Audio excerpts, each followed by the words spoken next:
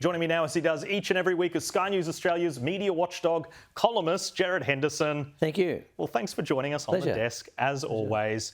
Now, let's get straight into it, because our colleague Andrew Clennell, well, he was over in the States and he asked a very key question that triggered all the Rudd stuff. But let's have a listen to how this was kind of sold on the ABC Insiders. While our Prime Minister was welcomed into the White House as a friend, former PM Kevin Rudd was roasted. Did an ambassador say something bad about it? Don't tell me. I don't. Where is he? Is he still working for you? Yeah. Before I took this position, Mr. President, I don't like you either. I don't, and I probably never will.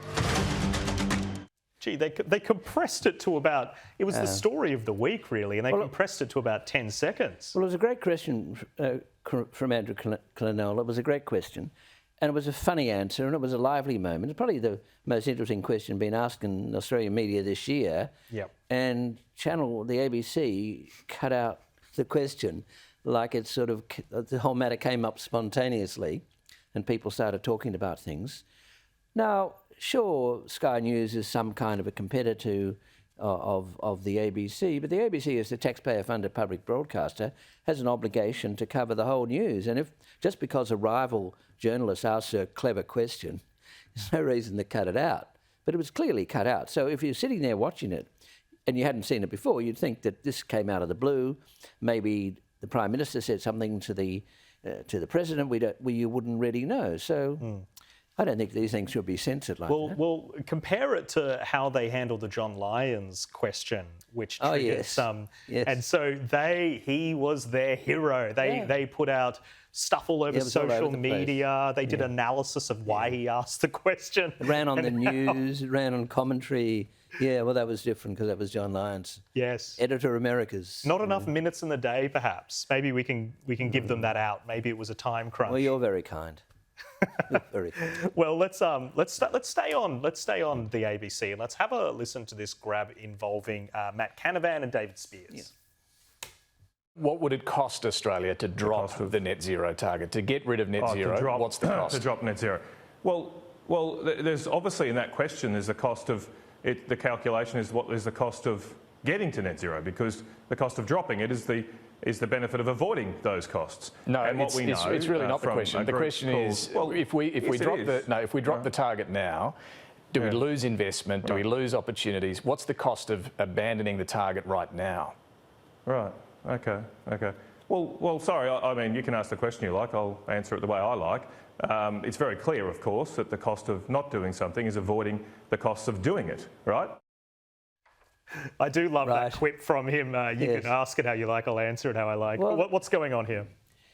Well, what's going on here is kind of activism journalism. I mean, Matt Canavan is a trained economist who's worked in the Productivity Commission and in the private enterprise, so he's a pretty clued up guy. David Speers, I think, in this area is not very clued up. And the proposition that Matt Canavan put was the correct proposition, that you can't, I mean, the government's position is we have to know the cost of not meeting net zero. But Matt Canavan's, and that's fair enough for the government to say it. But Matt Canavan's saying, no, you've got to know both costs, the cost of doing it and the cost of not doing it. But Speers won't recognise the other cost. Speers is sort of running the government line, and it's all right for the government to run the government line, but the presenter of Insiders should not be sort of in that area, should be asking questions and challenging. But when Canavan said to Speers, that's not correct, Canavan was right. Speers' position was not correct. So there were a lot of interruptions. He was very anxious to put up this proposition, but the proposition doesn't stand up. You've got to have costings on both sides, as any economist would understand. Yeah, well, do you know why we know it doesn't stand up as well? It was in David Speers' own question. If you don't have the net zero target, we're going to lose investment.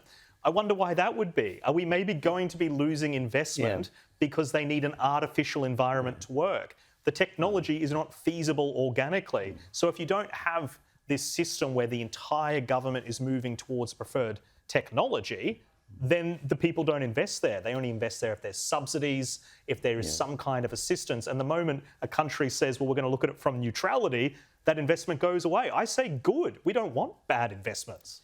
Well, that's the second point. I understand that point. But the government's position is, well, we'll lose investment. But that's an assumption. We don't know that. I mean, maybe that will happen, maybe it won't happen. But the point is we're losing investments already for other reasons. So Exactly. And if the technology was so good, that we wouldn't lose investments because people would be able to make money off But it. there's a lesson for the coalition there. I mean, Matt Canavan can state a case. He's strong and he knows what he's talking about. Did well. Definitely. Well, let's have another look at this this so-called scoop in CBD about Tony Abbott. Tell me about this. Well, when he was a young man, he was drinking in a hotel with some of his mates in Sydney. There was a fire next door, a very bad fire, and noises went out, and Abbott jumped up from the table where he was drinking, got hold of there was one view that he pulled out the bars of a window, but what he's now saying is, he never said that, what he's now saying is he got a facility and bashed through a glass door and rescued a mother and 2 children and went back and had a drink. Now, this was covered in the Sydney Morning Herald by Deborah Snow in the year 2000.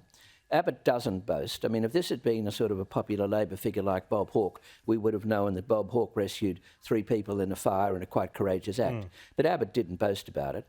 And it faded away, and it's come back in the CBD column in The Age and the Sydney Morning Herald recently. And they've got this scoop because one of the children who Abbott rescued now wants to find out who he was and has found out who he was, and he's been in touch with them. But I think the point there is that Abbott didn't boast. But the other point is that this is in 9 newspapers. I mean, 9 newspapers think they have a scoop, and it's their own scoop from a quarter of a century ago. It's Deborah Snow's scoop. I mean, when I first read it in Deborah Snow's article, I didn't know this story, but I've known it for 25 years. Gerard Henderson, thank you so much for your insights, as always.